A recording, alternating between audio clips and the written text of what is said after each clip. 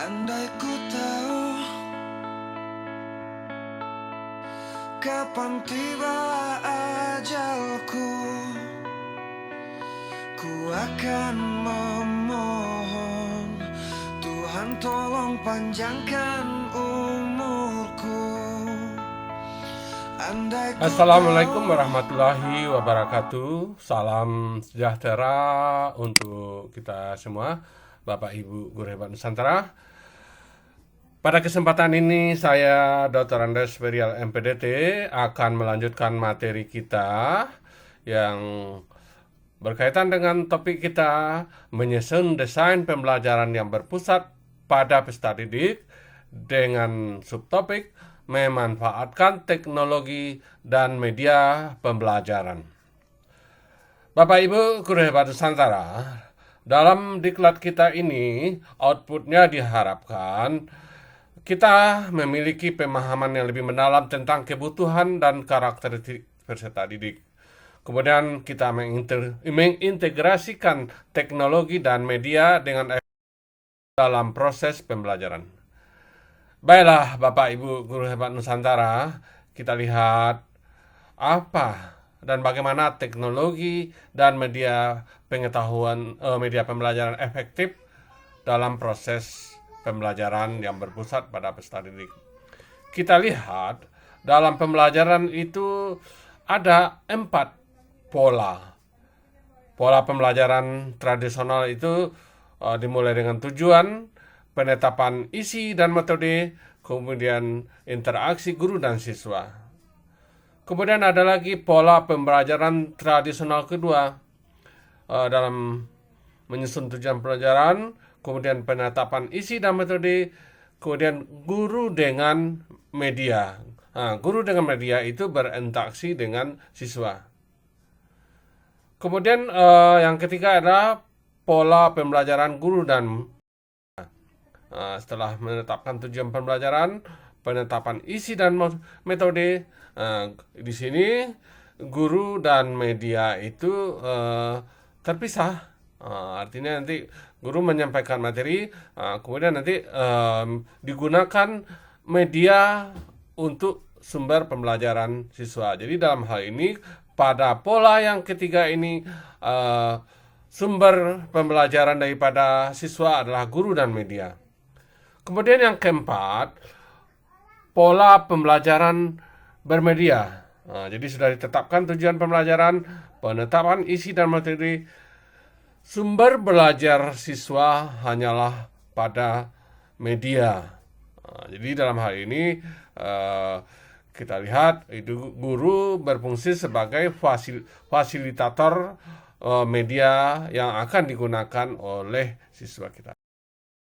Baik Bapak Ibu Guru Hebat Nusantara, dalam hal ini berkaitan dengan materi kita, pendekatan berpusat pada peserta didik dalam proses pembelajaran telah menjadi fokus utama dalam dunia pendidikan. Teknologi dan media memainkan peran penting dalam meningkatkan efektivitas proses pembelajaran yang berorientasi pada peserta didik. Merujuk pendapat beberapa ahli, Jean Piaget, Bronner, dan Ali, yang menyatakan bahwa pembelajaran harus mempertimbangkan perkembangan kognitif peserta didik.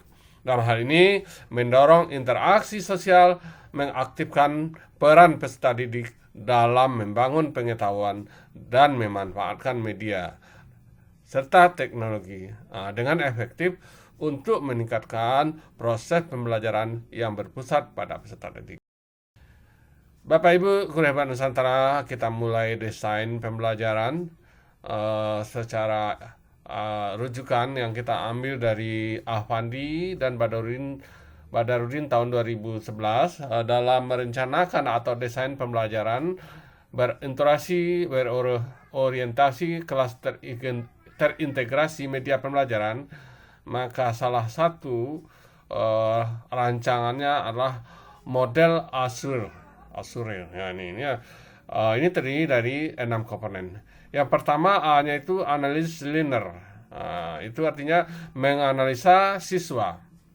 Kemudian state objective menganalisa tujuan pembelajaran atau kompetensi. Kemudian select method, media, and material. Disinilah terkait kita memilih metode, memilih media dan materi. Kemudian utilize materi. Kemudian record learner participation. Kita kembangkan peran serta peserta belajar. Dan terakhir itu evaluate and revise, menilai dan memperbaiki. Jadi 6 komponen inilah salah satu desain model pembelajaran berdasarkan model Azuril. Bapak Ibu guru hebat Nusantara, kita masuk yang pertama itu adalah analisis linear atau menganalisa siswa. Pendapat Ari Budingsi, dalam penerapan model atau strategi pembelajaran, terlebih dahulu guru harus mengetahui karakteristik siswa sebagai pijakannya. Karakteristik siswa berpengaruh terhadap proses dan hasil belajar siswa, seperti kecerdasan, kemampuan awal, gaya kognitif, gaya belajar, motivasi, dan faktor sosial budaya. Kalau Eswell tahun 81, untuk mengembangkan media dan sumber pembelajaran diperlukannya karakteristik siswa menyangkut gaya belajar visual, auditoral, dan kinestik. Jadi dua pendapat ini yang kita gabungkan. Kita mengetahui kalau gaya belajar itu sumbernya De Porter dan Henaki. Yang dikatakan gaya belajar adalah kombinasi dan cara seseorang dalam menyerap informasi, kemudian mengatur informasi tersebut menjadi bermakna. Jadi bisa dikatakan itu bagaimana gaya belajar siswa kita. Yang pertama itu adalah dikatakan visual atau melihat. Yang kedua itu adalah auditory, itu mendengar. Kemudian yang ketiga kinestik, bergerak. Jadi Bapak Ibu guru hebat Nusantara, kita lanjut aja dulu.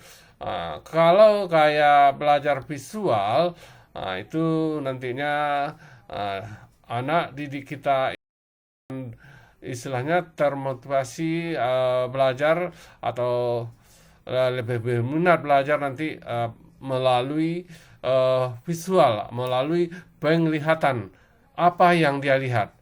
Bisa saja nanti berupa warna, berupa gambar, berupa peta dan diagram. Kalau kita lihat ciri-ciri anak-anak yang visual, yang pertama itu mereka adalah berencana dan pengatur jangka panjang yang baik, kemudian teliti terhadap detail, kemudian pengeja yang baik, kemudian mengingat dengan baik apa yang dilihat, kemudian lebih suka membaca daripada dibacakan. Kemudian sering kita lihat itu suka mencoret-coret tanpa arti selama berbicara atau berdiskusi, atau sedang menelpon itu mereka mencoret-coret. Kemudian sering menjawab pertanyaan dengan jawaban singkat, iya atau tidak. Jadi kalau menjawab itu dia praktis saja, ya. Kemudian kita lihat yang selanjutnya itu bagaimana dengan gaya belajar auditory, yang lebih dominan mendengar.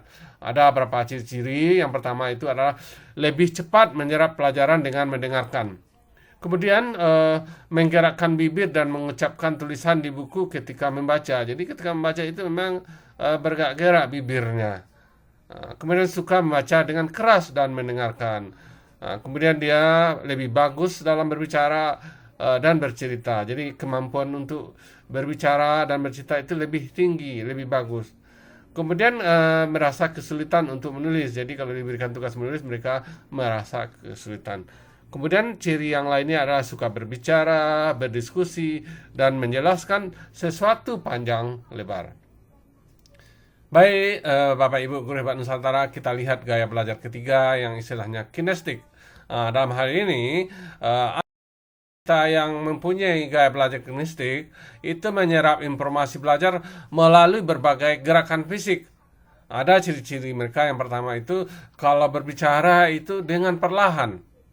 Kalau nanti menanggapi perhatian dengan fisik, mungkin nanti dia terbiasa menyentuh orang atau mendapatkan perhatian mereka. Mungkin kalau kita nanti mempunyai anak yang gaya belajar kinestik, mereka ingin berbicara pada kita, mereka itu mungkin menepuk-nepuk lengan kita. Nah, ini salah satu contoh.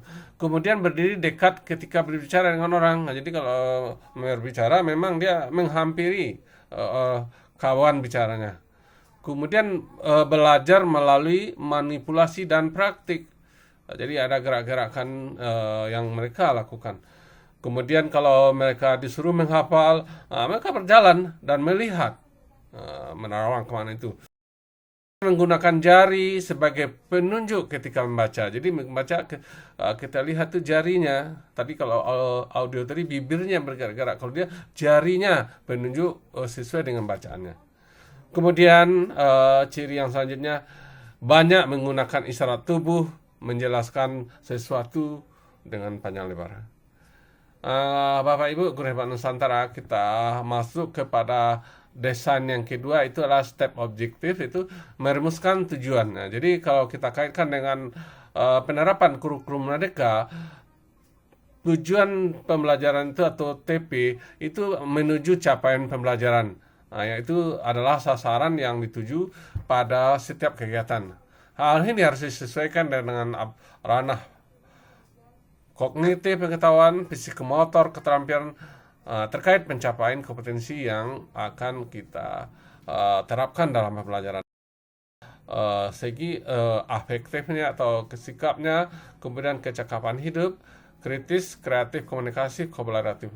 Dan hal ini juga nanti terkait dalam merumuskan tujuan itu adalah profil pelajar Pancasila. Jadi ada 6 elemennya: beriman, berkebinekaan, global, gotong royong, kreatif, bernalar kritis, dan mandiri.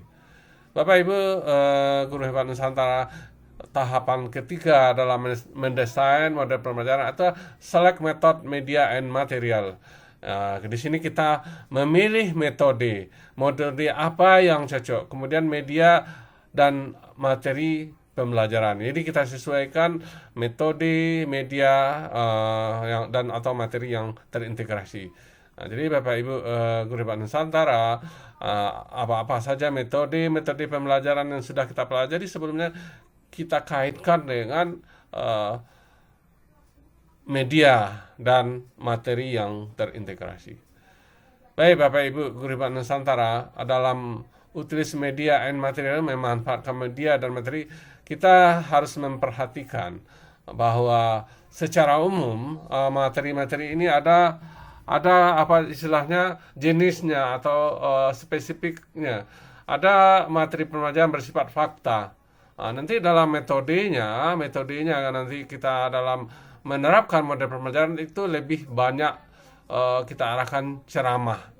Jadi kalau nanti dalam penggunaan, salah satu contohnya penggunaan media ponsel itu bisa rekam audio atau bisa rekam gambar atau bisa saja menggunakan aplikasinya.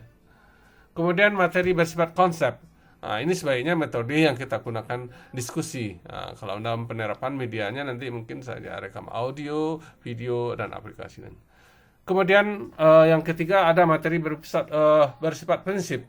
Ini sebaiknya kita melakukan metode diskusi demonstrasi. Kemudian juga ada materi berupa prosedur atau langkah-langkah. Ini juga bisa kita terapkan dengan demonstrasi atau metode simulasi. Mungkin saja nanti ada materi-materi gabungan beberapa fakta, konsep, prinsip, dan prosedur. Ini bisa saja nanti kita menggunakan metode pemberian tugas atau resistansi. Bapak Ibu Guru Hebat Nusantara, kemudian langkah desain pembelajaran yang kelima itu record learner participation, bagaimana nanti peningkatan partisipasi siswa dalam kelas. Dalam hal ini kita guru ada sebagai fasilitator yang membimbing anak atau membantu anak didik kita untuk mengeksplorasi materi, mendiskusikan materi, atau mempresentasikannya. Dalam hal ini sebagai guru kita bisa menggunakan strategi, menggabungkan berbagai strategi, diskusi, kerja kelompok, dan strategi lain-lainnya. Kita lanjutkan kepada tahapan ke-6 dalam desain pembelajaran, ada effort and revise, penilaian dan revisi. Dalam hal ini kita harus menggunakan atau berpedoman pada prinsip asesmen.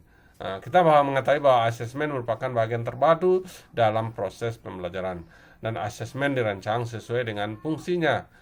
Kemudian dalam merancang asesmen harus secara adil, proporsional, valid, dan dapat dipercaya. Kemudian juga kita harus melaporkan kemajuan belajar bersifat sederhana. Didik atau pendidik dan orang tua sebagai bahan refleksi untuk meningkatkan mutu pembelajaran ini dalam proses penilaian dan revisi. Kita masuk ke salah satu contoh praktis, yaitu yang barangkali banyak kita menggunakan media-media pembelajaran itu, media pembelajaran ponsel. Jadi model pembelajaran yang kita rancang di sini adalah model pembelajaran super. Jadi Bapak Ibu yang sudah mengikuti pertemuan dengan kami sebelumnya, kita sudah memberikan e-book tentang model pembelajaran super. Kalau kita lihat itu dasar model super itu bisa adalah model pembelajaran project based learning. Nama super ini bisa diambil dari artian kamus, yaitu super itu berarti istimewa atau luar biasa. Juga super itu merupakan sintak. Sintak itu adalah tahapan-tahapan pembelajaran.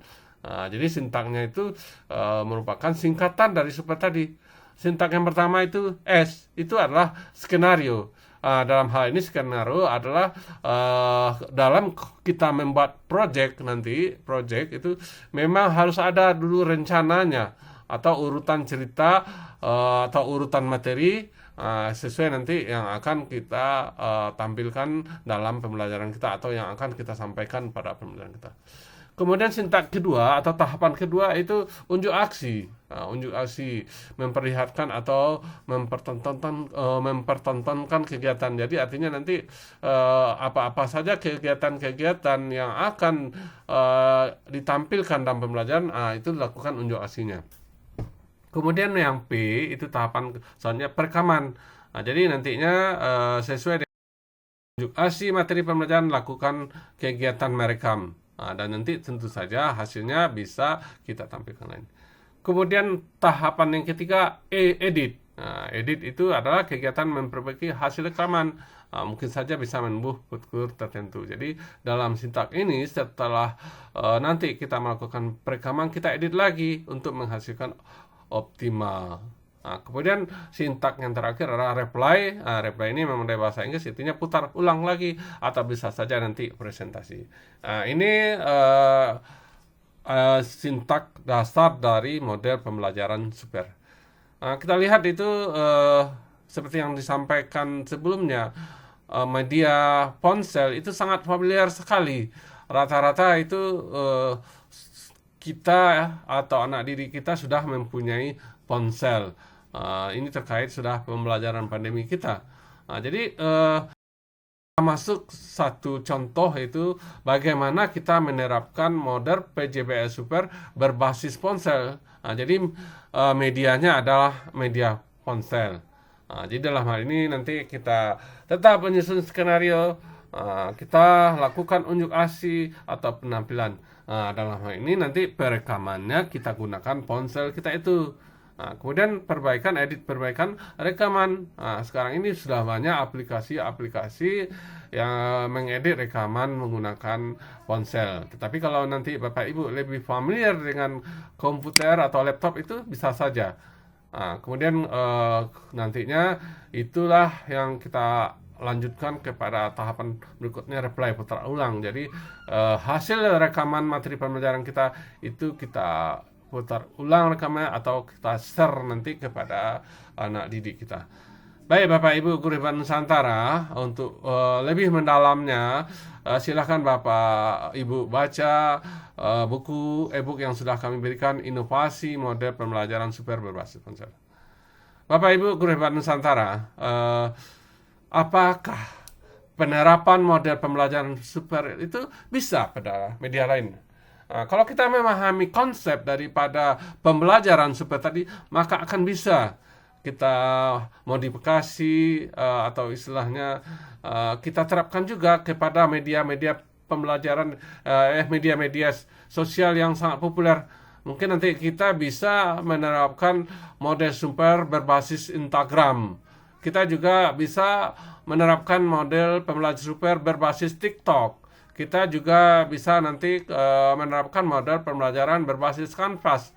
Kita juga bisa menerapkan model pembelajaran berbasis podcast. Nah, jadi Bapak Ibu, silahkan melakukan inovasi penerapan mana media-media sosial itu yang lebih dominan diminati oleh anak didik kita. Baiklah Bapak Ibu, Guru Hebat Nusantara, berkaitan dengan materi kita, mari kita diskusikan di grup Telegram. Kemudian seperti biasa itu bahwa kita mengetahui bahwa ilmu pengetahuan itu adalah ibarat pisau. Jika tak pernah diasah, maka akan tumpul. Ayo kita asah keterampilan kita itu dengan berdiskusi. Demikian saja Bapak Ibu Guru Hebat Nusantara. Terima kasih. Mari kita berdiskusi di grup Telegram kita. Wassalamualaikum warahmatullahi wabarakatuh.